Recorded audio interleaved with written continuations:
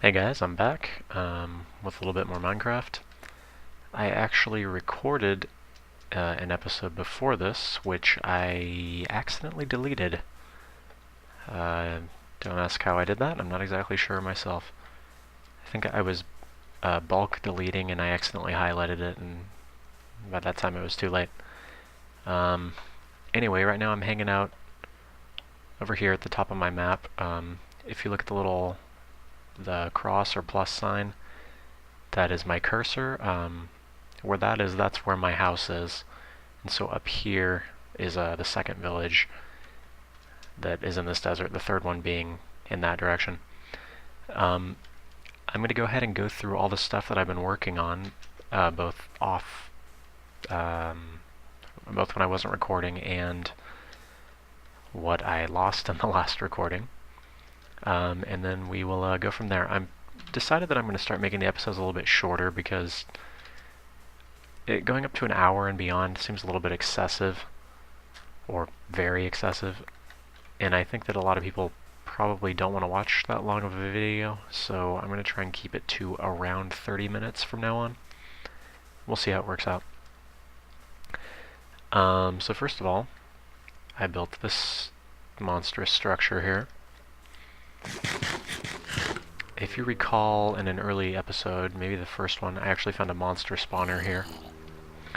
Surface dungeon, and using a design that I got off of a YouTube tutorial, which I will link in the description, I made this spawner o zombies, and this is version 2 because the first one wasn't that good.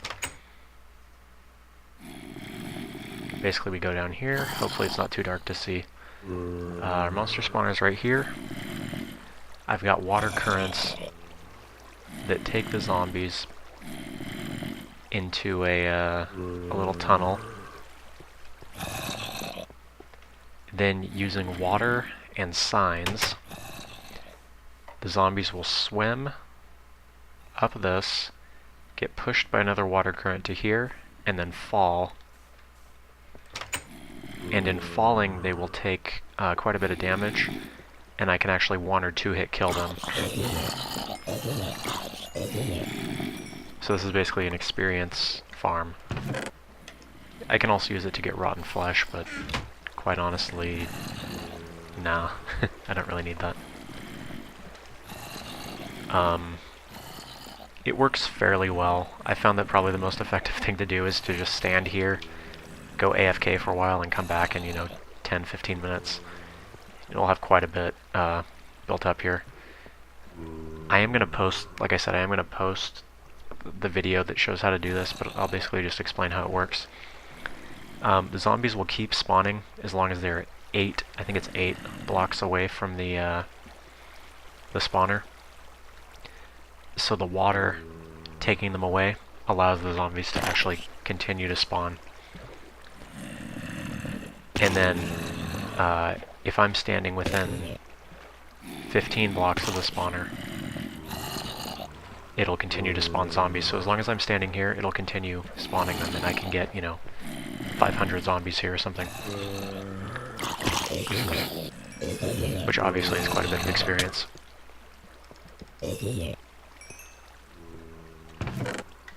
And I just built this, so I haven't done too much, although I am already up to level 39, which isn't bad. Okay. So let me go ahead and go back to my original house and show off some of the other stuff I was doing there. I probably should harvest this wheat, but meh, whatever. It's all good. Don't know what this guy thinks he's doing. Oh well.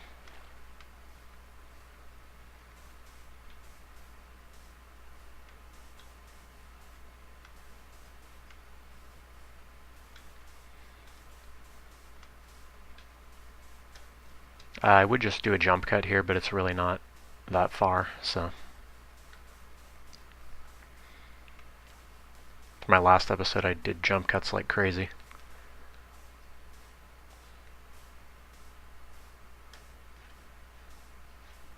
Anyone getting sick yet? Okay, I'll stop.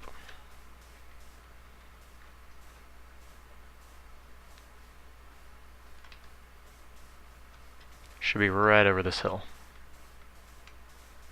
Yep.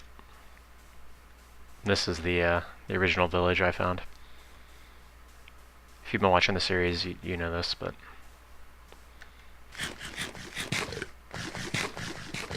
So they've made some pretty neat developments in Minecraft as a whole, and in my little world here.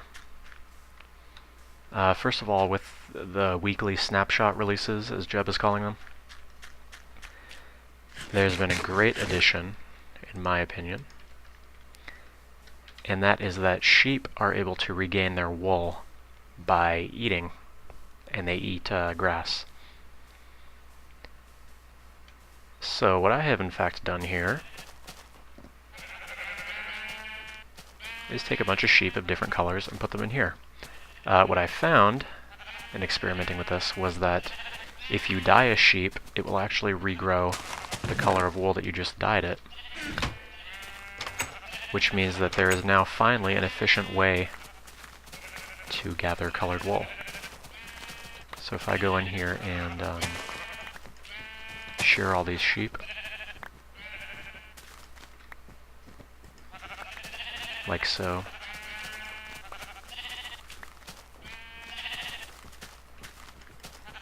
Okay, they will eat the grass.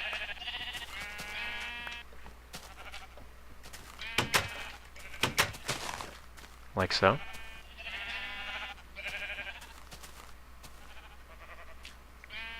Let me see if I can catch a couple more of them doing it.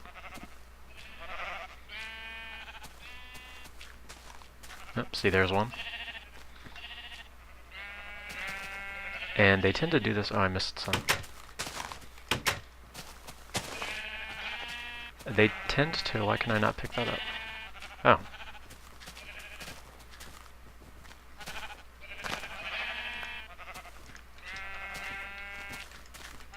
So as I was saying, they tend to do this fairly quickly, which means you can gather a lot of colored wool very quickly.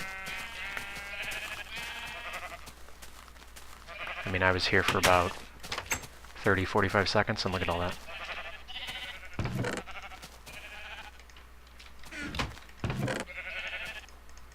The only color of sheep that I'm missing is brown.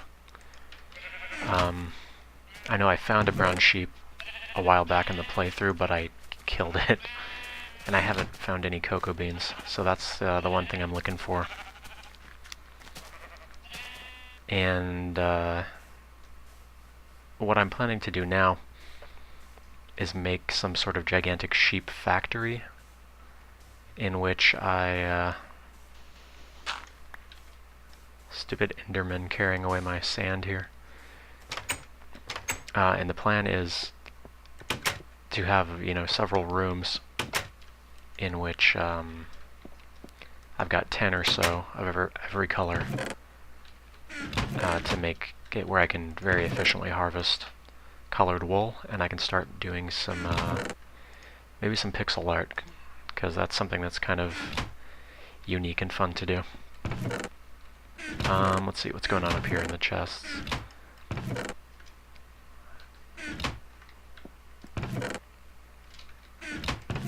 Got a lot of cobblestone and a lot of wood.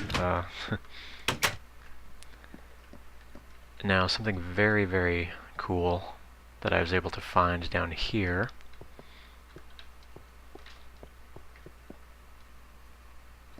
in my mine.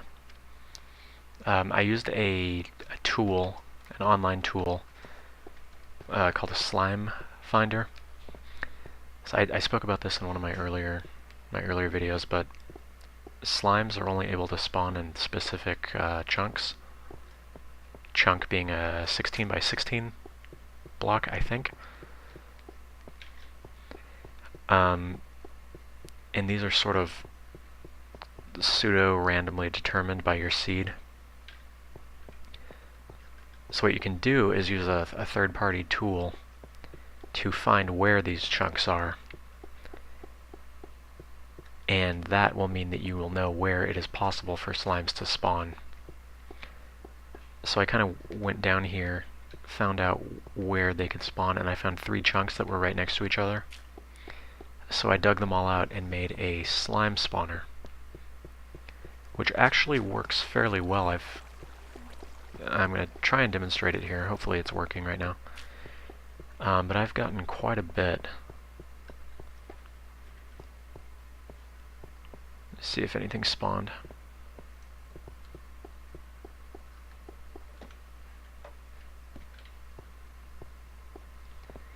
Basically, if you divided this up into 4 squares, that one, and that one are all slime chunks. This one I just dug out because it's easier to see. Looks like I didn't get any this time. What happens is the slime actually compete with other mobs as far as spawning.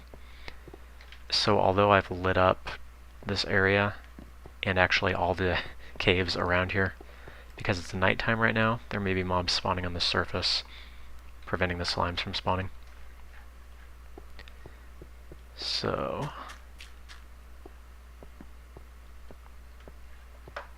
last time I did this, I actually got some right away. The reason I dug up 2 levels is just to make it a little bit more likely that I'd find some. Another trick that sometimes works is to go to peaceful, to despawn all the mobs, and then come back, because then the slimes sort of get another shot at spawning. And this has worked for me in the past.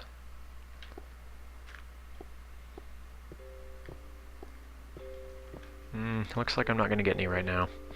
It's not perfect, obviously. But usually if I do this once or twice, or just wait around for a little bit, I'll get some. Yeah, see, there we go. And there's one upstairs as well.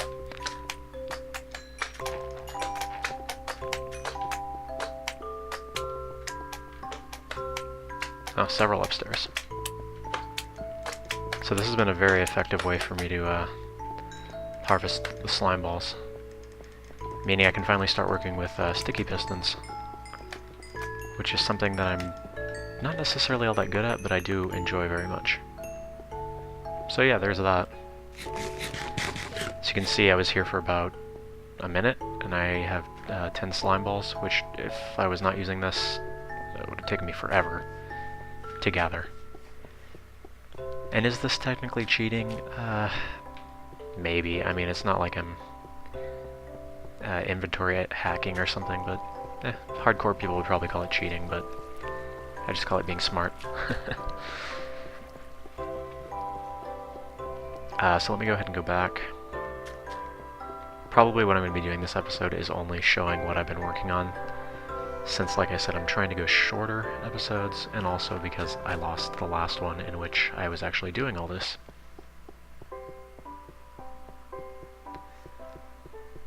But the slime spawner is one of the things I'm most excited about, because in every other world that I've done legit, or done it all, I guess, I've had to either just not really work with sticky pistons, or be like, okay, I'm just gonna inventory hack in a ton of slime balls, because they're so hard to find if you don't know where to look. Alright. So let me head back up here.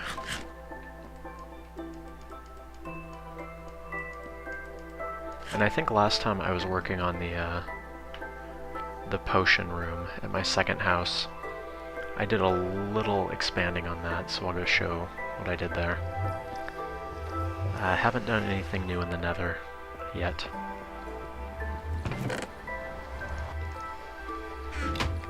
Take this potion of swiftness, so it'll be faster getting there. Meantime, yeah, as you can see, I've got almost 2 stacks of slime balls. Oh, and actually, there's one more thing I wanted to show. Oh, that's so much better.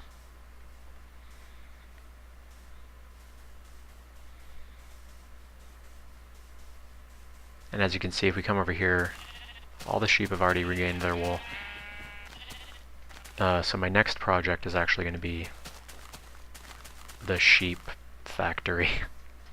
I don't know why I call it the sheep factory rather than the wool factory or something like that, but it sounds funnier somehow. So where I'm going now is, you remember my lighthouse probably from last episode, I think? And I was talking about the piston circuit that I made on it, but wasn't able to implement. Well, now since I have the sticky pistons, I was able to implement it, and I think it looks pretty cool, so I'd like to show it. Whoop.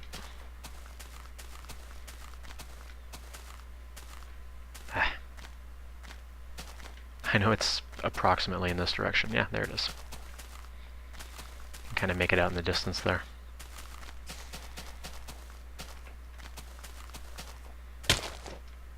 Really. And this as well, I will put a link in the description because I totally copied this from a YouTube video. But it's a very simple circuit, and in fact, I didn't even have to watch the whole video. I just sort of copied what the guy had done. I can't remember his name right now, but like I said, I'll post a video of it. And oddly enough, it doesn't seem to be working right now.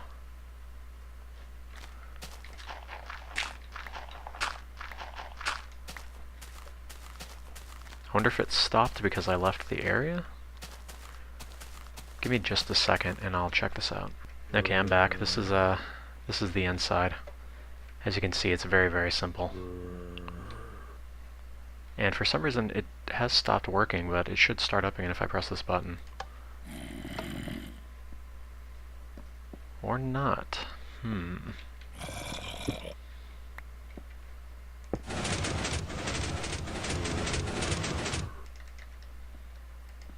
Some sort of glitch with it. Let's try it again.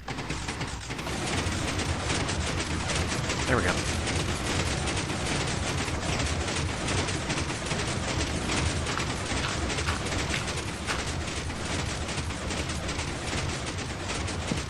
Okay.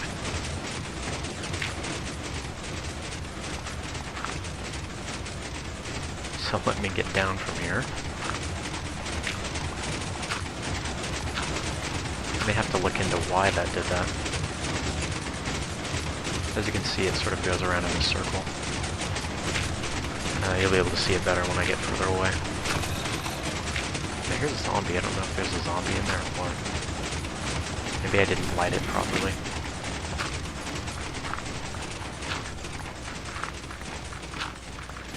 If I had a shovel, this would be faster. Maybe if I dig using bread. Okay.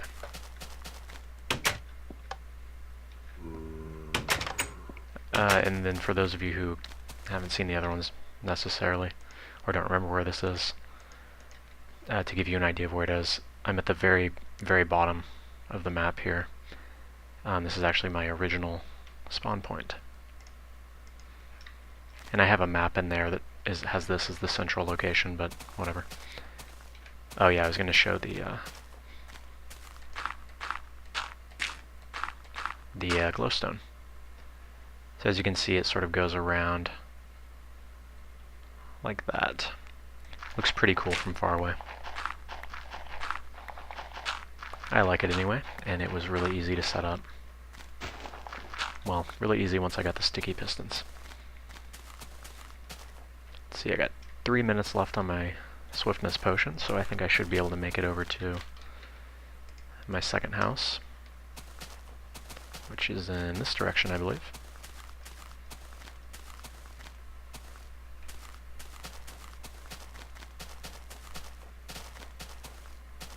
I actually plan to start just carrying swiftness potions with me.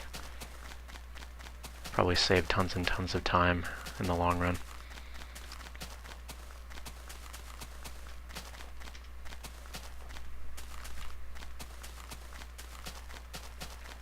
Especially since swiftness potions are pretty easy to make. They just require sugar and Nether Wart, obviously. It's funny, when I, you know, first saw the enchanting and the potions, I thought they were kind of cool, but I didn't think I'd use them much. But now that I've started using them, I realize they're actually very, very useful.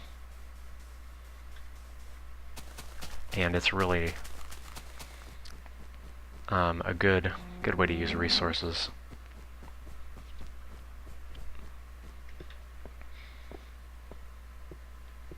Alright.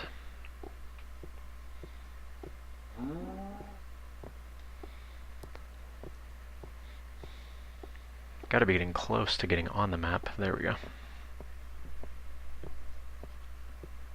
Well, even if I don't get there before my potion wears off, I should be close.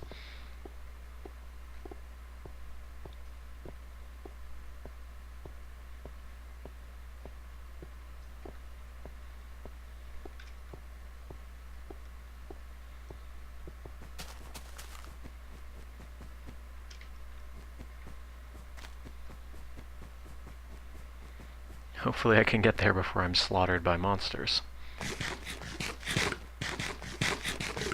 That would be totally awesome.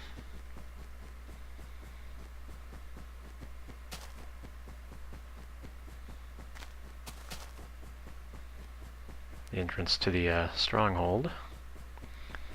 Sooner or later I'm gonna end up building something there instead of just that horrible cobblestone tower.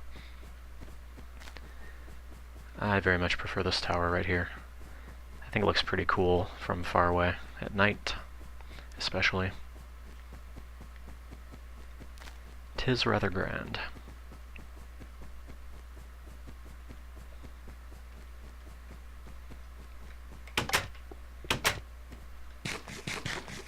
And I also rather appreciate that it's completely monster-proof, as far as I know. The only thing that might be able to get in is an Enderman if it happens to teleport in by accident, but hasn't happened yet, so... Okay. So I was going to show what I had been working on here, wasn't I?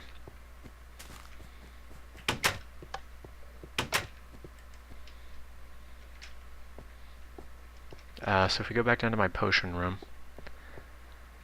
I've just kind of expanded this a little bit. Because I have a steady supply of slime now, I added... I should write a sign with me. Well, I added magma cream,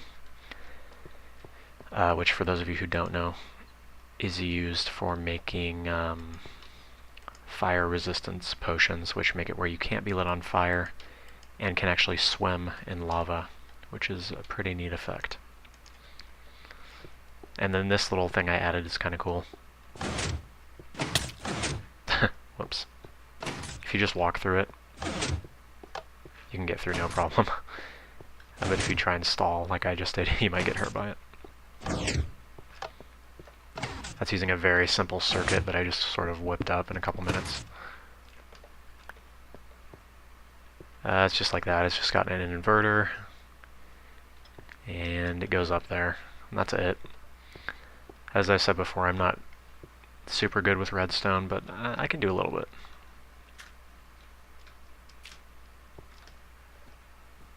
So basically the pressure plates are, or not the pressure plates, the pistons.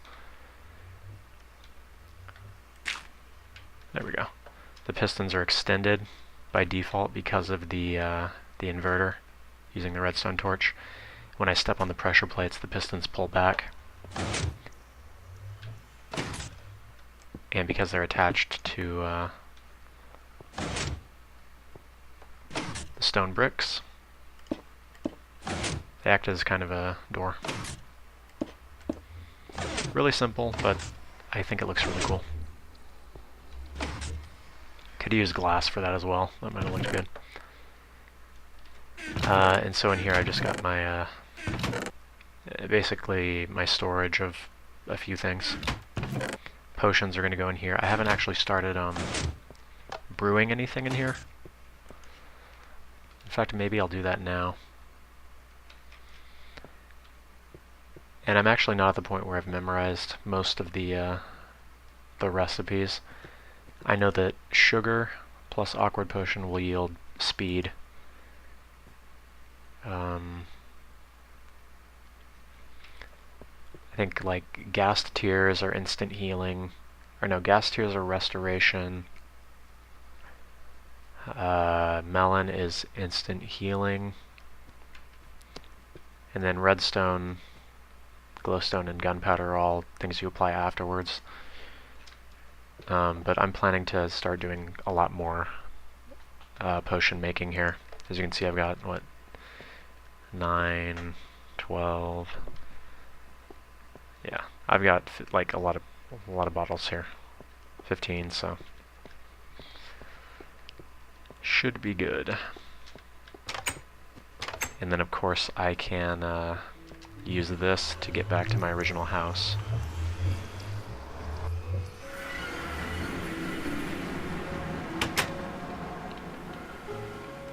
But I would like to peek my head in here and see how my Nether Wart farm is probably not the right word because it's just a bunch of Nether Wart growing in this little cave, but it's yielding a decent amount. The only annoying thing is that it only grows when you're in the Nether, so sometimes I'll just come in here and go AFK for a bit. Because apparently the way Nether Wart grows, it's not on a time limit like wheat. It'll just randomly decide to grow, so it could be, you know, seconds, it could be hours. So I don't tend to come in here and wait for it very often. Alright.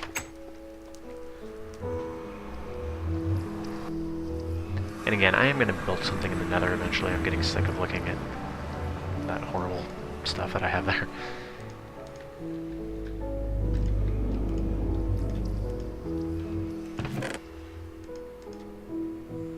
Let's see what I got left. Swiftness potion, strength potion, fire resistance, and splash potion of damage.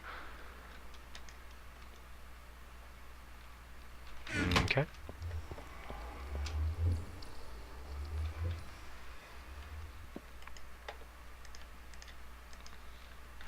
So that's pretty much all I've got for this time. I'm going to make this one's going to be pretty short. Like I said, since I lost the previous episode, let me go wreak some havoc on these spiders real quick. If you recall that really nice sword that I enchanted after beating the Ender Dragon. Has a one-hit kill on spiders. Awesome.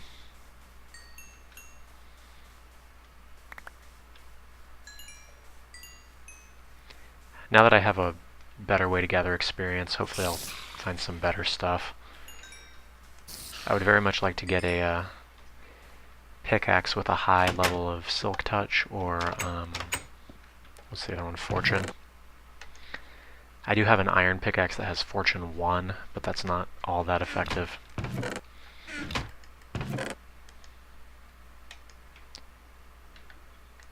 I have actually picked a spot for my sheep farm, as it were.